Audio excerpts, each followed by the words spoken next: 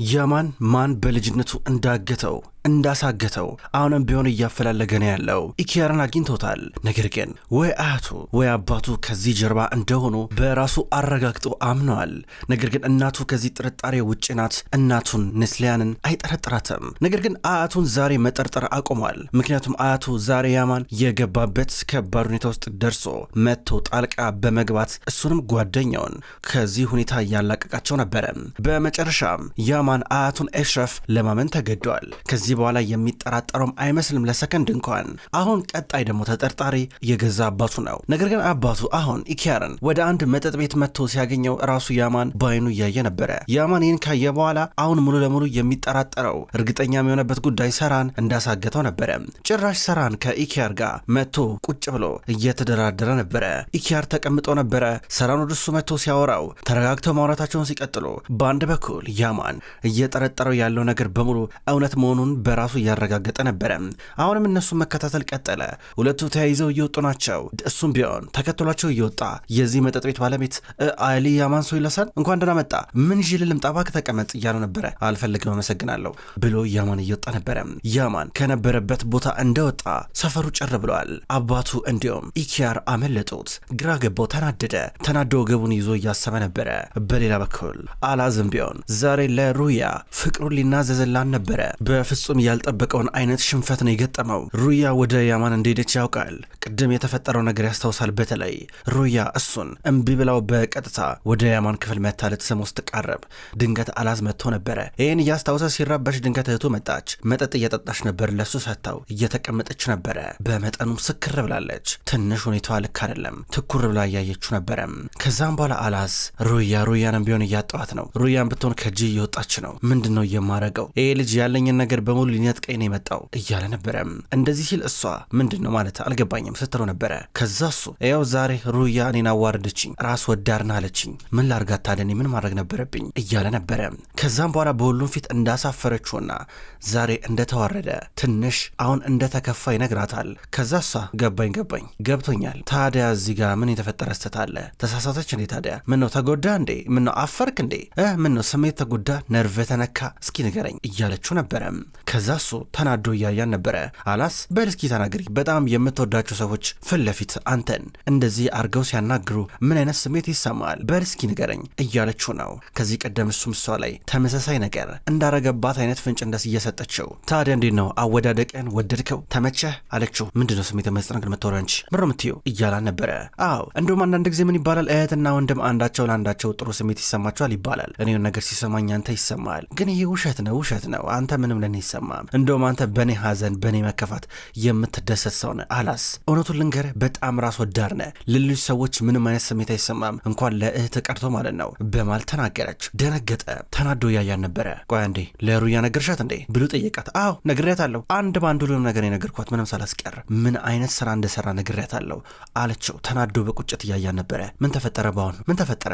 ከጎን ያልነበርሽ እንዴ አንቺ? ወይስ ምንድነው ይሄ በቀል መሆኑ ነው? ደሞን ጠላትሽ ሆንኩኝ በእስኪ መልሽልኝ ብሎ እየጠየቃን ነው። እሷም አሁንም ቢሆን ስካር ውስጥ ናት። እየሳቀች እያየችው ነበረ። እዚህ ቤት ውስጥ ነኝ እንደ ችግሩ አላት። አንተ ነህ ችግሩ። አዎ አንተ ነህ ችግሩ። የለ አንተ መቼም የማትፈታ ችግር የተላበስክ ሰው ነህ። ያንተ ነገር እንዴት መፍትሄ ራሱ እንደሚኖረው አላውቅም አለችው። በጣም ጥሩ እሺ እኔ ነኝ ችግሩ አይደለ? ይገርማል በጣም እስከ ዛሬ አውርተሽ ማታውቂውን ነገር እያወራሽ ነው። ጥሩ እኔ ነኝ ችግሩ አውቃለሁ፣ አመሰግናለሁ። ግን ስታስብ ይህን ችግር በዚህ ጥንጥዬ ጭንቅላትሽ የምትፈች ይመስልሻል እህቴ? ይመስልሻል እንደዛ እያላን ነበር። ሲጀመር አንተ ሰው ከማዋረድ ውጭ ምን ታውቃለህ? ከዛ ከማይሆን ጓደኛ ከሩዝ ጋር ገጥመ ሰው ሁሌ ማዋረድ ነው የምታውቀው። ለእህት እንኳን ክብር እኮ የለም አለችው። እኔስ ያለሁበትን ሁኔታ ታውቂያለሽ? እኔ ያለሁበትን ሁኔታ ትረጃለሽ? አንቺ በግንኙነትሽ መበላሸት ብቻ እኔ ጋር እየመጣሽ መጫዋችም ትሰሚያለሽ አይደለ? እኔ ላይ መቆጣት አትችይም፣ እንደፈለግሽ እኔ መናገር አትችይም። ያንቺ ችግር የራስሽ ችግር ብቻ ነው፣ አይመለከተኝም። እንዴ የ5 ዓመት ልጅ እንኳን እኮ ከዛ ከማይረባ ሩዝ ጋር እኮ ይገጥማል እኮ። ሩዝ ጋር ማለት እኮ በጣም ቀለል ያለ ሰው እኮ ነው። ታዲያ በራስሽ ችግር ለተፈጠረው ነገር እኔ ጥፋተኛ ልታረጊ ነው? አያገባኝም፣ ከዚህ በኋላ አይመለከተኝም አይመለከተኝም እያላን ነው። አዎ ችግር የለም አይመለከትም ግን ታውቃለህ ይሄ ትላንትና ከጎዳና የመጣው ልጅ ወንድማችን እሱ እንዴት ወንድሞቹ እንደሚጠብቃቸው አይተሃል? አብሮ አደጎቹን ጭራሽ ለማያውቃቸው በደም ለማይገናኙት እኛን ደግሞ ተመልከተ እንዴት ሊጠብቀን እንደሚችል እዛ ጄሱን ለሚባል ልጅ እንዴት እንዳረገለት አላስ ቢያንስ አንተ እኮ እንደሱ እንኳን እኮ መሆን እኮ አልቻልክም። እስኪ እንደ ወንድሙን መጀመሪያ እስኪ እንደ 5 ዓመት ልጁን ምናልባት ያኔ የታገትከው ልጅ አንተ ብትሆን ነገሮች ቀላል ይሆኑ ነበር አለችው። ቻላ አንቺ ለኔ ሸክም ነሽ እዳነሽ አንቺ ለኔ ሸክም ነሽ በቃ ምንም አንቺና ያ የማይረባሩት ጋር አንድ አይነት ናችሁ አላት። ተናዳ ትተው እየወጣች ነበረ። እሷ ከወጣች በኋላ አላስ ምንድን ያልኩት ብሎ በጣም ተናዶ እያለቀሰ ነበረ ከፋው። በሌላ በኩል ነስሊያን ማታ ላይ ያማን እስኪመጣ ድረስ እየጠበቀችው ነው። ያማን እስካሁን ድረስ አልመጣም። የት ሄዶ ነው ብላ ራሷን እየጠየቀች ነው። ግራ ገባት። ስልኳን በተደጋጋሚ ትመለከታለች። ከዛም በኋላ ደወለችለት። ስትደውል ስልኳ አይሰራም ነበር። ስለዚህ መልእክት ማስቀመጥ አለባት። አሊ ልጄ ምንድነው በዚህ ሰዓት የት ነው ያለኸው? ቢያንስ የት እንዳለ አሳውቀኝ እንጂ ቶሎ ብለ ወደ ቤት ነው ወይም እያለች ነበረ። ገና ስልኩን እንደዘጋችው በድንገት ራሱ ያማን ወደ ክፍሏ ገባ። በሩን በርግዶት እንደገባ የታለ እያለ በር እየከፋፈተ ነበረ። ደንግጣ እያየች ነው። የታለ ባልሽ የታለ አላት። እንዴ አንተ ደግሞ ዛሬ ምን ሆነሃል? እንዴት ነው እንደዚህ የምታናግረው? እንዴት ነው የቤተሰቦች መኝታ ክፍል እንደዚህ በር በርግደ መገባው? ምንድነው ምን ሆነሃል አለችው። የታለ ባልሽ የት ነው ብሎ ይጠይቃን ነበረ። ከማን ጋር የምታወራው አንተ? በስነ ስርዓት አናግረኝ እንጂ አቶ ያማን ምን ነካ እንዴ? የምታወራው ነገር ይገባል እንዴ አለችው። ትኩር ብሎ እየተመለከታን ነበረ። የታለ ባልሽ ነበረ ኢኪያርን ተጠቅሞ ነው ያሳገተኝ። በመጨረሻም እውነቷ ይደርሽበታለሁ አላት። ምንድነው የምታወራው ደግሞ አሁን ምንድነው የምትለው አለችው። ከዛ እሷ ይኸውልህ አትጮህ በስነ ስርዓት ተናገር እያለች በሩን ዘጋችው።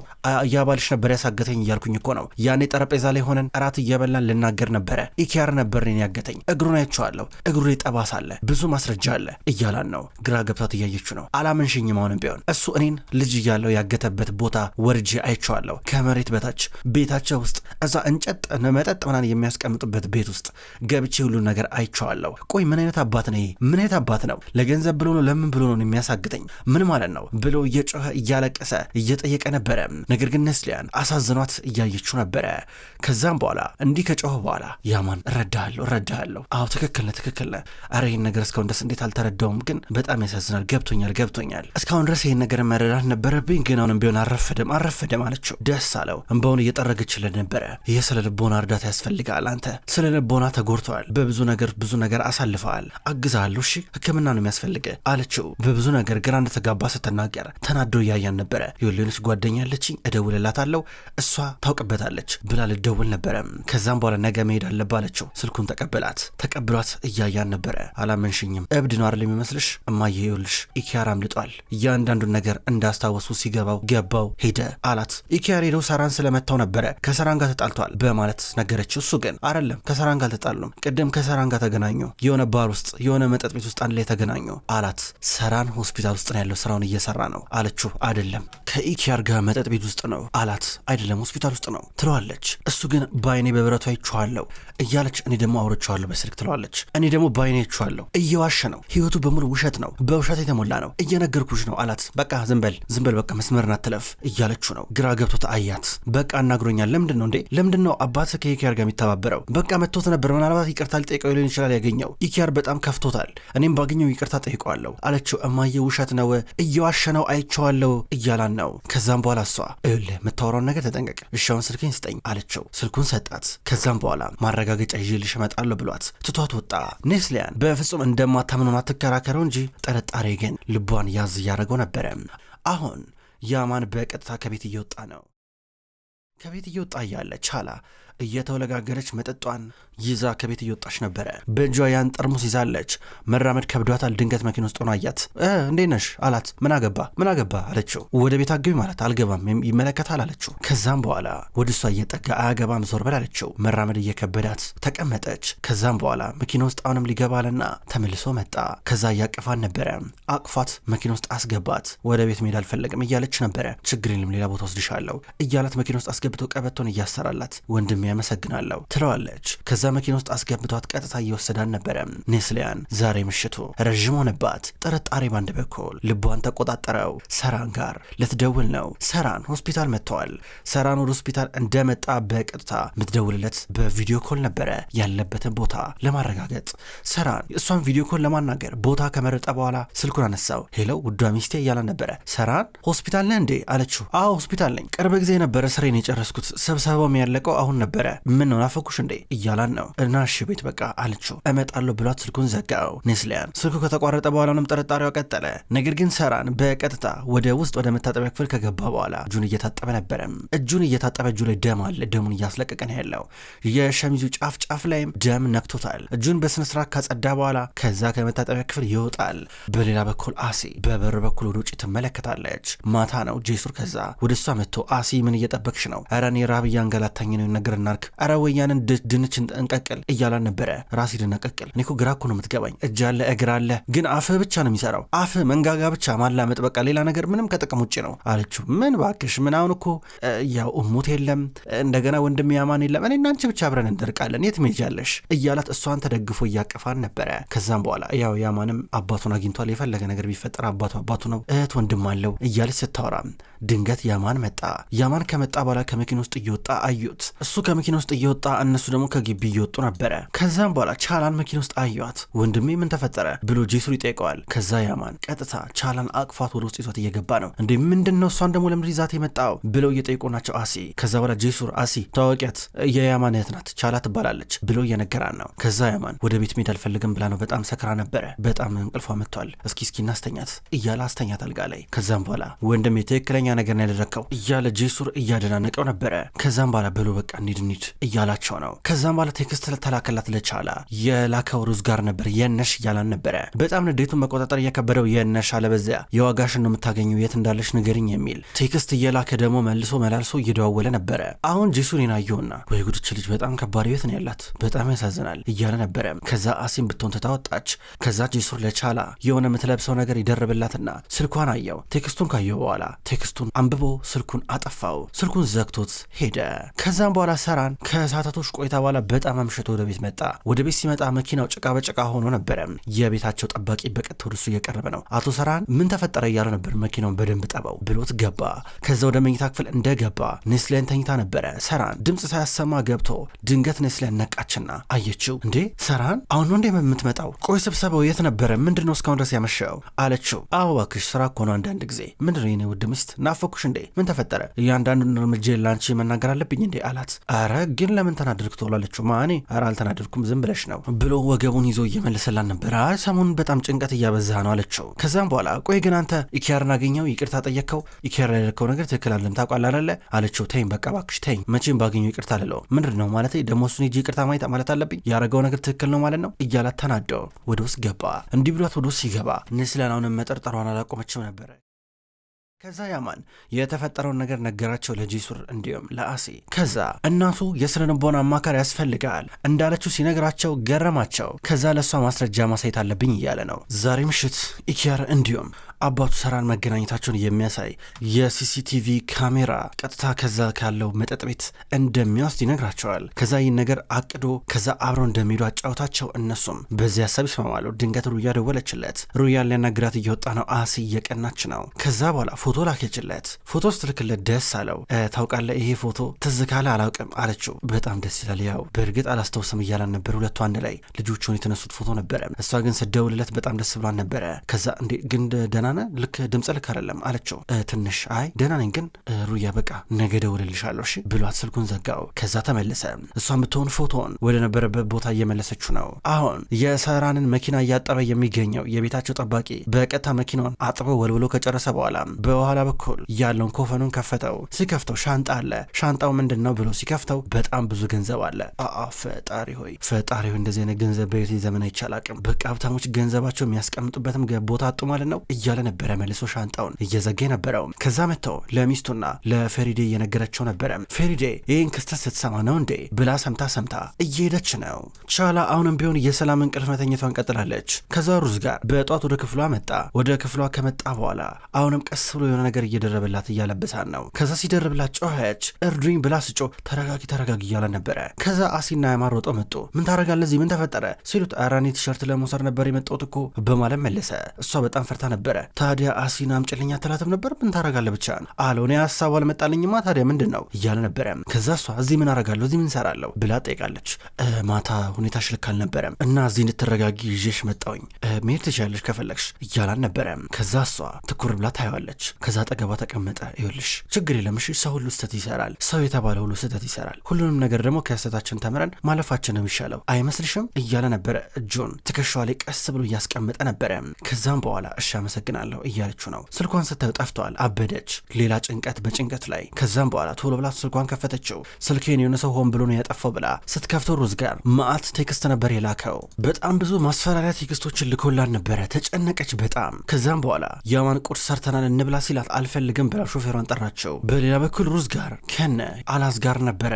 አላዝን እየጨቀጨቀው ነው እህቴ ናት ብሎ። አሁን በተደጋጋሚ ይደውላል፣ እሷ ስልክ አታነሳም። ወንድም እየደወልኩላት እኮ ነው እንዴ፣ ኧረ እኔ ላብድ ነው ጭራሽ ስልክ እኮ አታነሳም። ምን ማለት ነው? የት ሄዳ ነው? ከኔ እውቅና ውጭ የት ትሄዳለች እያሉ ነበረ። አላዝ ዝምታው ቀጠለ። ሩያ መጣች። ከዛም በኋላ ወደ ጓደኞቿ ደውላ ጭራሽ እንዳላገኟት ነገረቻቸው። እስካሁን ድረስ የት እንደሄደች ማንም አያውቅም። በሌላ በኩል ያማን ከነ አሲ ጋር ቁጭ ብሎ እየተማከረ ነው። እሺ ምንድነው የምናረገው ይባባላሉ። ያማን ሀሳብ አመጣ።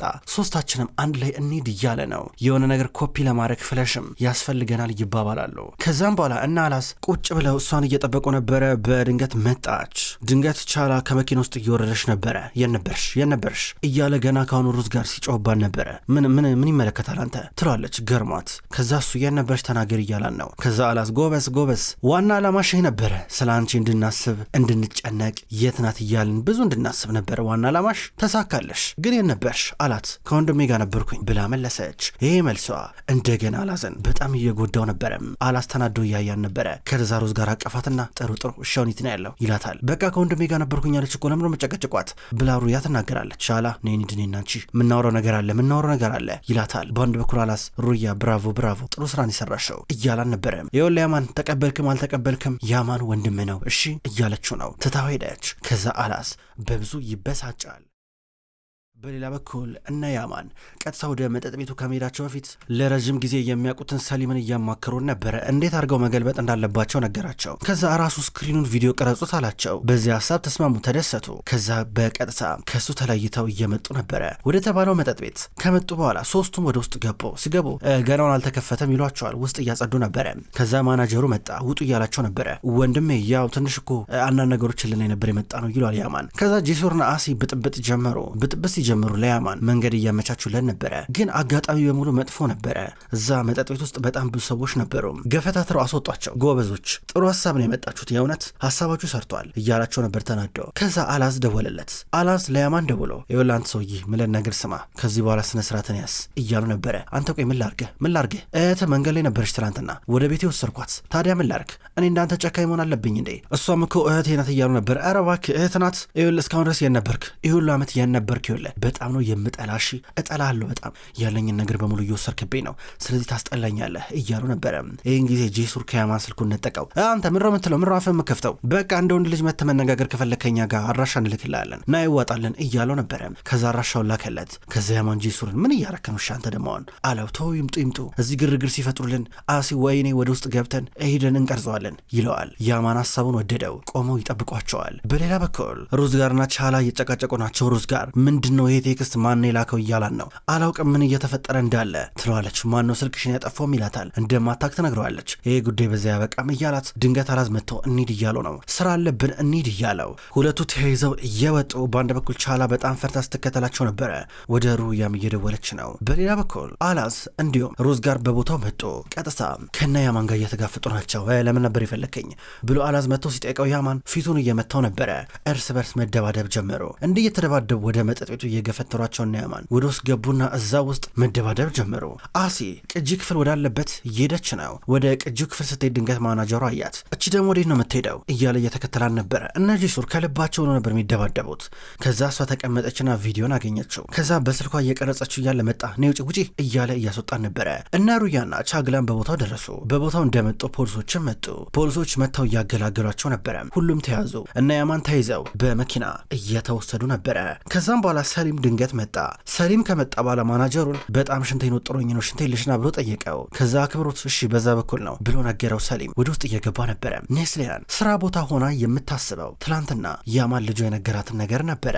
ከዛም በኋላ ብዙ ነገር አሰበች። እንዲህ እያጠነጠነች ብዙ ነገር፣ በተለይ ደግሞ ያማን እያለቀሰ የነገራን ነገር ብዙ ትዝ እያስባላት ነው። ከዛ ድንገት ሼብኒምን አየቻት። ከቢሮ ወጣች። ሼብኒምን ጠርታት ሼብኒም በጣም ይቅርታ፣ እውነት ሰራን ለኢኪያር ያደረገው ነገር ትክክል አይደለም፣ ስለ ሁሉም ነገር ይቅርታ ጠይቃለሁ አለቻት። ከዛ ኢኪያር የት ነው ያለው ብላ ጠየቀቻት። የት እንዳለ አላውቅም፣ ኢኪያር ተናዷል እባክሽ አለ አይደል፣ ሲናድር ምናምን ይመለሳል፣ ምንም አታስቢ፣ እኔ አሁን ስብሰባ አለብኝ፣ በቃ በኋላ እንገናኛለን ብላት ሄደች። በአንድ በኩል እነ ያማን እስር ቤት ገቡ።